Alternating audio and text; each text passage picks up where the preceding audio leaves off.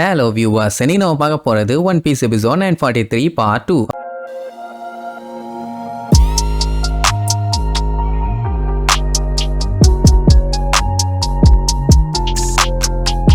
Open பண்ணா போன பாட்டுல நம்மளுக்கு பயங்கரமா சண்டை போட்டுட்டு இருந்தானுங்கல்ல, அதான் ஜோரோவும் சஞ்சியும். சண்டை இன்னும் போயிட்டே தான் இருக்குது. சஞ்சி ஓங்கி போய் ஒரு அடி அடிப்பான். ஆனா அந்த டைனோசர் வாழை வச்சு அடிச்ச அடியில பய பேன்னு போய் விழுவான். அந்த ட்ரேக்கே கிண்டல் பண்ணுவான், ஏண்டா நீ நிஜமாவே வின்ஸ்போக் ஃபேமிலியை சேர்ந்தவன் தானான்னு. ஏன்னா அவனுக்கு பூரா பயங்கர ஸ்ட்ராங்கா இருப்பானுங்க. இவ்வளவு வீக்கா சண்டை போட்டுட்டு இருக்கான்ல, அவன் அந்த பேரை சொல்லாரா பண்ணாடாம்பா. உடனே அவனும் பாஞ்சு வந்து கவா வருவான். ஜஸ்ட் மிஸ்ல எஸ்கேப். இப்ப என்னன்னா நம்ம பயல வளைச்சு இந்த டைனோசர்ஸ் தான் ஒரு வழி பண்ணுதுங்க. அந்த டைம் ஒரு ஜம்ப போட்டு அப்படியே ரொட்டேஷனையும் போட்டு ஒரு மிதி மிதிப்பான். பாத்தீங்கன்னா அந்த டைனோசர் விரல வச்சு தடுத்துருச்சு. ஐ எம் சாரி, வெறும் நகத்தை வச்சு. நம்மால பாத்துட்டு என்னப்பா உன்னை இன்னைக்கு குக் பண்ணுமா சொல்லு, பேஷா பண்ணிடுறேன்மா. ஏண்டா இதுக்கு முன்னாடி ஒருத்த வந்து சண்டை போட்டானே, அவன் அளவுக்கு நானும் வீக்கா இருப்பேன்னு நினைச்சியா? வாய்ப்பே இல்லம்பா. அவன் எங்க முதல்ல வீக்கா இருந்தான், வந்து நம்ம பையல பொலா காட்டிட்டானே. அவனையும் தான் கம்ப்ளீட்டா காலி பண்ண முடியாம எஸ்கேப் ஆகி தானே வந்தான். பட் இருந்தாலுமே நம்ம பையன் அவனை பார்த்து பயப்படலாம் இல்ல. எதா இருந்தாலும் ஒரு கை பார்த்துருவேன்னு சண்டைக்கு தான் நிப்பான். அந்த டைமுக்கும் போது கொமரசுக்கியா அந்த ரெண்டு பேரும் புடிச்சிட்டானுங்க. நல்லவேளை இன்னும் மூஞ்ச பார்க்கல. அவ ஆணு கத்திருவாளா, அந்த சத்தத்தை நம்ம பையன் கேட்டுருவான். லேடிஸ்க்கு ஒண்ணுன்னா நம்ம பையன் தான் பிச்சுட்டு போவானே. டெஃபினட்டா இவனை வச்சுக்கிட்டு தப்பிச்செல்லாம் ஓட முடியாது. இவனை பொலந்து கட்டிட்டு தான் அந்த பொண்ணை நான் காப்பாத்த போகணும்னு சும்மா மிதின்னு அவன் மூஞ்சில மிதிச்சு தள்ளுவான்.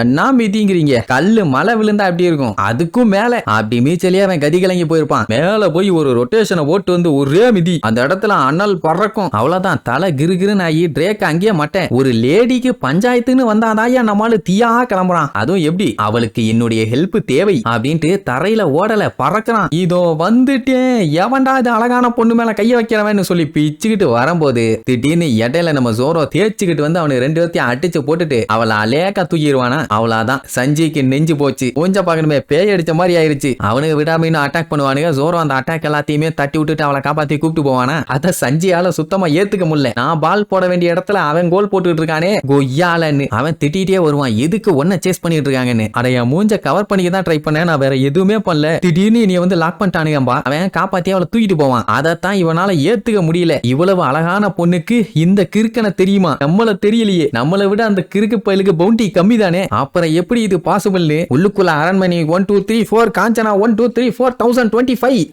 அப்படின்ட்டு உள்ள ஒரு பேய் ஷோவே நடந்துட்டு இருக்குது. அப்படியே கட் பண்ணா உடோன்ல வேலை தீ மாதிரி போயிட்டு இருக்குது. அப்ப அந்த குயின் இந்த மாதிரி மறுபடியும் அந்த சுமோ ஃபைட்டை ஸ்டார்ட் பண்ணலாம்னு சொன்னால, லூஃபியுமே இப்ப அதுக்காக தான் வெறி கொண்டு காத்துக்கிட்டு இருக்கான். கொய்யால வாடா இன்னைக்கு பல்லுகள் எல்லாம் உனக்கு பேத்துறேன்னு. குயின் இந்த டைம் ஒரு புது ரூல் போடுவான். என்னன்னா இதுக்கு முன்னாடி அவன் அந்த ரிங்கை விட்டு வெளியில போயிட்டான்னா இந்த காலர் வந்து அவன் கழுத்தை கட் பண்ணிரும், அவ்வளவுதான். ஆனா இந்த டைம் கடுப்பேத்துற மாதிரியே ஒரு வேலையை பண்ணுவான். நம்ம பயலுகிட்ட எத்தனை பேர்த்த அனுப்பி விட்டாலும் விடிய அவனுக்கு சண்டை போடுறானுங்க. அப்படி இருக்கும்போது இதுக்கப்புறம் இவனுக்கு எவ்வளவு நேரத்துக்கு சண்டை போட்டு உயிரோட இருக்கிறானுங்களோ அது வரைக்கும் அவனுக்கு ரெண்டு பேர்த்தையுமே தண்ணிக்குள்ள முக்கிடுவான். இன் கேஸ் அவங்களை காப்பாத்தணும் அப்படின்னா இவங்க ரெண்டு பேரும் சாகணும். அப்பதான் அவனுக்கு தண்ணிக்குள்ள இருந்து வெளியே எடுப்பான். இவனுக்கு சண்டை போட்டு உயிரோட இருக்கிற வரைக்கும் அவனுக்கு தண்ணிக்குள்ள உயிரோட இருக்கணும். அது எப்படி பாசிபிள்? கண்டிப்பா இவனுக்கு சண்டை போட்டு ஜெயிச்சுக்கிட்டே தான் இருப்பானுங்க. அவனுக்கு செத்து தான் போகணும். சப்போஸ் ஒருத்தரையாச்சும் காப்பாத்தணும்னா நீ அந்த கிழவனை கொன்னுரு, அதான் ஒரே வழியுமா. லூஃபி கடுப்பாயி பச்சையா திட்டுவானா.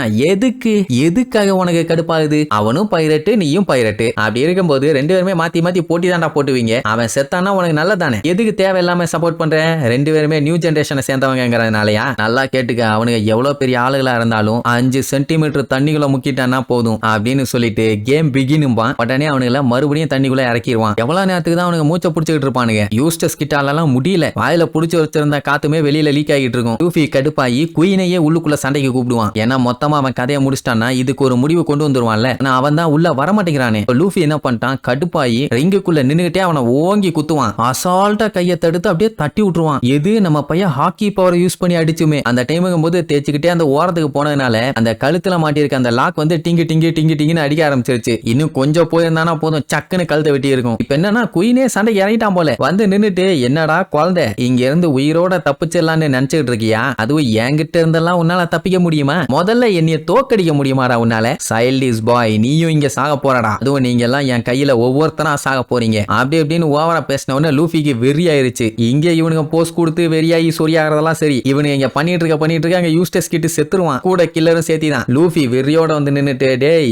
சாக போறேன்னு முடிவாயிருச்சுன்னா அந்த இடத்தையே நான் தாண்டா சூஸ் பண்ணுவேன், எவனா இருந்தாலும் ஒரு கை பாத்துருவான்னு சொல்லி வெறியோட வந்து நிப்பான். அந்த தாத்தாக்கெல்லாம் சந்தோஷம் தாங்க முடியல. எப்படியும் பையன் இன்னைக்கு அவனை பொழந்துருவான், எல்லாத்துக்கும் இன்னைக்கு ரிலீஸ் டேட் தான். அந்த டைமுங்கும் போது தான் இன்னொரு நல்ல விஷயம். அட வேற ஒண்ணும் இல்ல, பிக் மாம் ஒரு வழியா வந்து சேர்ந்துட்டா. குயினும் அவளும் மட்டும் சண்டை போட்டாங்கன்னா பூதத்துக்கும் பிசாசுக்கும் சண்டை நடந்த மாதிரி இருக்கும். அவன் ஆக்சுவலா கேட்ல வந்து லேண்ட் ஆயிருக்கான். அந்த சத்தம் குயினுக்கு கேட்டுரும். என்னடா ஏதோ பெரிய மலையா கவுந்த மாதிரி சவுண்ட் கேட்டுச்சு, எங்க இருந்து கேக்குதுமா. அண்ட் அவன் நடந்து வரும்போது டம்மு டம்முன்னு சவுண்ட் கேட்கும்ல, அது அந்த ஏரியா ஃபுல்லா எக்கோ ஆகுது. என்ன கைடோ கீடோ வந்துட்டானான்னு ஒரு டவுட். பிக் மாமு கைடோவோட ஏரியாக்குள்ள இவ்வளவு தூரம் வந்திருக்கா, ஒரு ஈக்காக்காக்கு கூட தெரியல பாருங்க. இப்ப காட்ஸ் எல்லாரும் என்ன நாங்கன்னு தெரியல, யாரோ வந்துட்டு இருக்காங்க. என்ன ஒண்ணு குயின் ஏதோ பிரச்சனைன்னு கன்ஃபார்ம் பண்ணிட்டான். அவ பாத்தீங்கன்னா வாயில வாட்டர் ஃபால்ஸ் ஊத்திட்டு வந்துட்டு இருக்கா. இன்னைக்கு அந்த ரெட் பீன் சூப்பர் சாப்பிட்டே ஆகணும்னு இந்த காட்டு மிராண்டி வந்திருக்க இந்த கேப்பை யூஸ் பண்ணி லூஃபி மத்தவங்க எல்லாம் தப்பிக்கிறாங்களா, இல்ல பழைய நினைவு வந்து எல்லாத்தையும் தூக்கி போட்டு துவன்னு துவைச்சு லூஃபிய ஒரு வழி பண்றாளான்னு அடுத்த எபிசோட்ல பார்க்கலாம். டாடா.